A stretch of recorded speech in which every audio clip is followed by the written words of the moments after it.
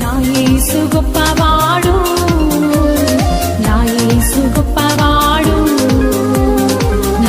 చెప్తుంది ప్రసంగి గ్రంథం 11వ అధ్యాయం 9వ వచనంలో, యవనుడా నీ యవన కాలమందు సంతుష్టిగా ఉండు, నీ హృదయం యొక్క ఇష్ట ప్రకారము నువ్వు నడు, కానీ వీటన్నిటిని బట్టి నిన్ను దేవుడు తీర్పులోనికి తీసుకొస్తారని జ్ఞాపకం ఉంచుకోని చెప్తున్నారు. 12వ అధ్యాయం ప్రసంగి 12:1-2 ఏమని చెప్తున్నారు?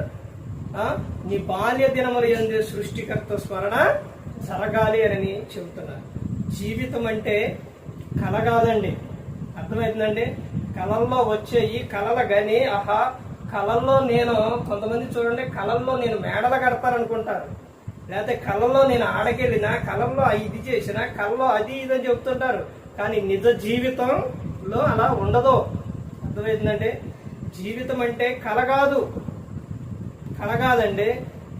కళలో నువ్వు ఎన్నో రకాలుగా ఎన్నెన్నో వ్యూహాలు ఎన్నెన్నో అనుకుంటావు, ఎన్నెన్నో జరుగుతాయి.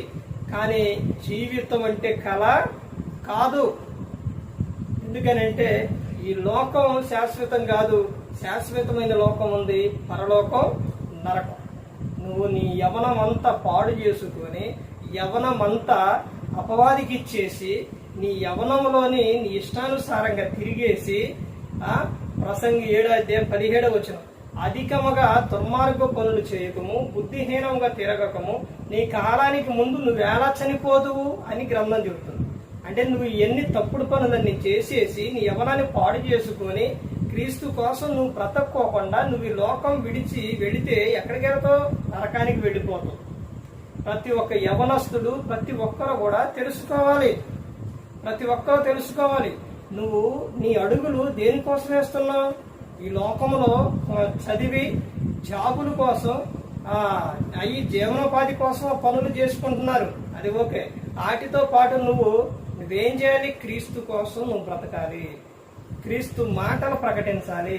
ఈ భూమి మీద పుట్టిన ప్రతి ఒక్కరూ కూడా యేసు క్రీస్తు ప్రభువు గురించి ప్రకటించాలి, సువార్త ప్రకటించాలి, చెప్పాలి. ప్రతి ఒక్కరూ కూడా మరణ పునరుద్ధారణ గురించి చెప్పాలి. ఆయన శరీరం రక్తం తీసుకున్న ప్రతి ఒక్కరూ కూడా క్రీస్తు మరణ పునరుద్ధారణ గురించి ప్రతి ఒక్కరూ కూడా చెప్పాలి. బైబిల్ గ్రంథం చెబుతున్న విషయం ప్రతి ఒక్కరూ కూడా గమనించుకోవాలి. ప్రతి ఒక్కరూ కూడా దేవుని యందు భయభక్తులు కలిగి పరిశుద్ధాత్మ మాట ఇంటూ హృదయ శుద్ధిని కాపాడుకుంటూ క్రీస్తుని పోలి నడుచుకున్నప్పుడు ఈ లోకం విడిచిన పరలోకానికి చేరుకుంటారు. మరి ఈ విధంగా నిలబెట్టి మాట్లాడించిన తండ్రి దేవునికి కృతజ్ఞతాస్తుతులు చెల్లిస్తూ, ఇంతవరకు శ్రద్ధగా ఉన్న మీకు ప్రభు పేరున హృదయపూర్వకంగా చెల్లిస్తూ ఈ మాటలు ముగిస్తున్న అందరికీ